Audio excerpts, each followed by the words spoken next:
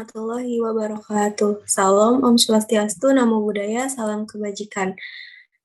Perkenalkan, kami dari kelompok 4. Kami akan mempresentasikan hasil laporan pengembangan peta kendali mutu dari pulpen gel merek Kenko. Boleh di next. Selanjutnya ada anggota kelompok yang terdiri dari yang pertama ada Alvin Prawira, Michael Putra, Betari Rahayu, Tania Kirana, dan yang terakhir adalah saya sendiri, Suciadini.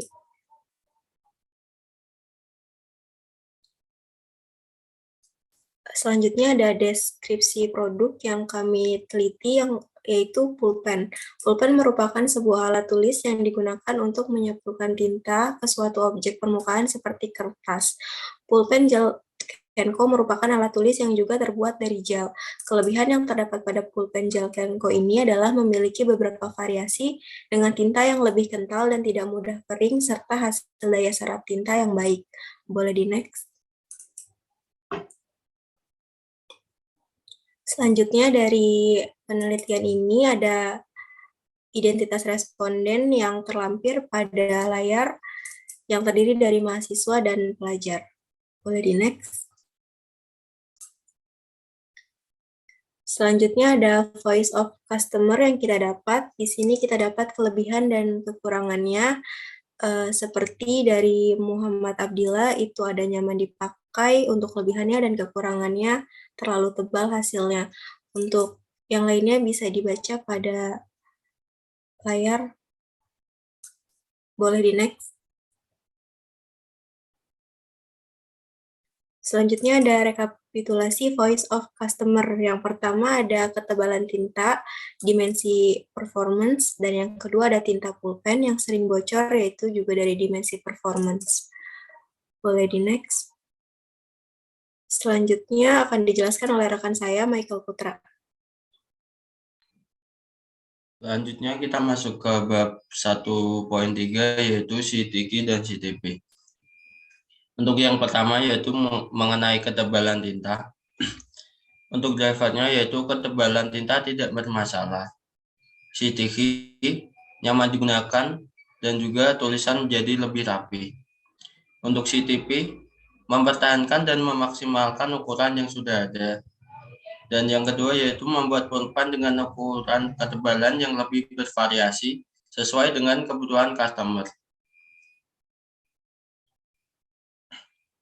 Selanjutnya yaitu voice of customer tinta pulpen.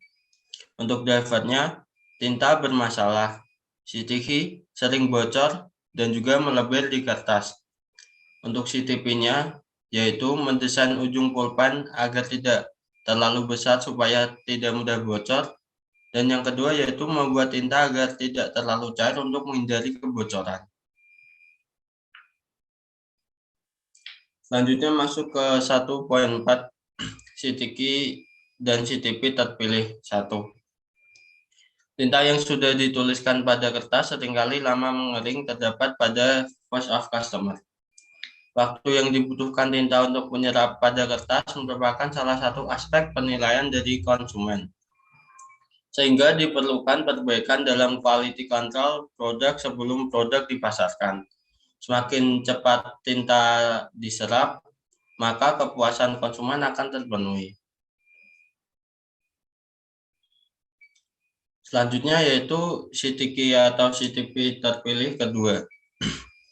Responden menginginkan agar diameter pada tinta pulpen diperbaiki, dikarenakan sering terjadi kebocoran tinta pada pulpen. Hal ini sangatlah menjadi keresahan pengguna pulpen secara umum. Selain dapat mengotori kertas pekerjaan, tangan maupun pakaian, kebocoran tinta juga dapat memperlambat pekerjaan pula. Dari harapan dari responden tersebut, memerlukan adanya perbaikan dan peningkatan kualitas tinta. Peningkatan kualitas ini sangatlah perlu dilakukan untuk menjaga performance demi menjaga kepuasan pelanggan dan juga perlu diukur menggunakan CTP dan CTQ sebagai standar pengukuran. Dan pengajian ulang terhadap performance sehingga keresahan dari responden terselesaikan. Baik, pada bagian 2 ini yang pertama ada alur pembuatan pulpen gel Kenko. Untuk alurnya sendiri, yang pertama melalui proses untuk menentukan bentuk pulpen menggunakan assembly. Nah, pada dasarnya pulpen memiliki 4 bentuk komponen utama, yaitu ada body, cup, plug, dan refill tinta. Nah, proses selanjutnya yaitu menyiapkan material bahan dasar berupa plastik. Setelah itu, mencampurkan bahan plastik dengan warna yang diinginkan, dan kemudian memasukkan bahan ke mesin penampungan, lalu dicetak dan memasukkan gel pada tempat refill tinta. Setelah terbentuk pulpen, dilanjutkan melakukan packing. Nah, pada packingan ini satu kotak itu berisi 12 pieces pulpen. Setelah itu proses sortir dan siap untuk didistribusikan ke customer. Bisa di next. Nah, untuk pengambilan data sendiri, yang pertama ada pemeriksaan CTH dan CTP dengan jenis data kontinu menggunakan atau pengukuran langsung. Dapat dilihat pada layar dimensi yang dikendalikan serta alasannya. Dan yang kedua ada pemeriksaan CTH dan CTP dengan jenis data menghitung jumlah defek. Dan yang ketiga ada pemeriksaan CTH atau CTP dengan jenis dan menghitung jumlah defektif. Selanjutnya ada aliran aktivitas pengambilan data mekanisme yang ditentukan. Untuk yang pertama ada aktivitas pemeriksaan untuk CTH terpilih 1. Yang kedua ada aktivitas pemeriksaan untuk CTH terpilih 2.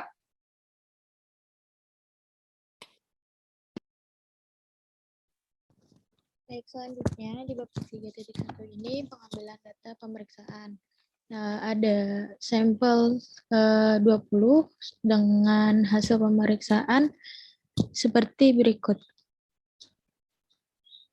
Lalu ada pengambilan data pemeriksaan CTK dan CTP terpilih 2, di mana saat produk sudah dipasarkan dan digunakan oleh konsumen.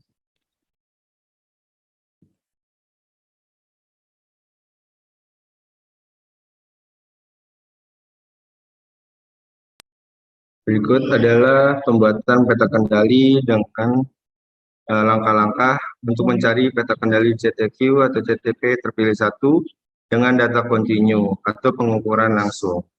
Nah, yang pertama kita menghitung nilai rata-rata atau X-bar. Nah, data dari setiap subgrup dijumlahkan, kemudian dicari nilai rata-rata dengan membagi jumlah data dalam subgrup dengan ukuran sampel. Maka akan diperoleh nilai rata-ratanya. Nah, yang kedua, kita menghitung nilai jangkauan atau R. Nah, nilai R digunakan dalam pembuatan peta kontrol R dan menyatakan jangkauan dari data.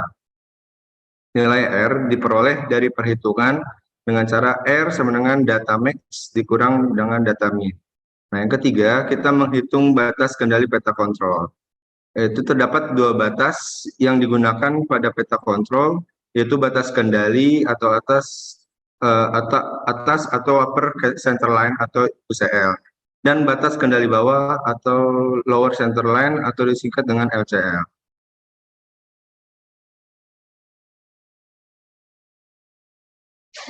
Untuk yang kedua, itu peta kendali CTQ atau CTP terpilih 2. Nah, ini adalah langkah-langkah untuk mencari peta kendali CTQ atau CTP terpilih 2 dengan menggunakan jumlah efektif.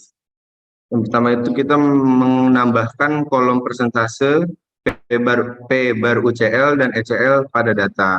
Yang kedua, kita menghitung jumlah dari data, yaitu dengan rumus sum blok seluruh data. Nah, yang ketiga, kita menghitung persentase dengan rumus sama dengan number of defective atau sample size. Nah, yang keempat, kita menghitung P bar dengan rumus sama dengan jumlah nilai number of defective dikali jumlah nilai sample size. Nah, yang kelima, kita menghitung UCL dengan rumus sama dengan nilai no bar ditambah 3 SORT atau nilai O bar dalam kurung 1 nilai O bar atau sample size. Nah, yang keenam, kita menghitung LCL yaitu dengan rumus sama dengan nilai P bar min 3 SQRT atau nilai P bar 1 min nilai P bar atau sample size, menghitung diagram individual dan moving range. Itu dengan cara yang pertama kita memblok data persentase, P-bar, UCL, dan ECL, kemudian pilih insert. Yang kedua, kita klik insert, dipilih insert line atau area chain. Yaitu pilih kedua, maka diagram akan membentuk secara otomatis. Sekian persentase dari kelompok kami, kurang lebihnya mohon maaf. Assalamualaikum warahmatullahi wabarakatuh.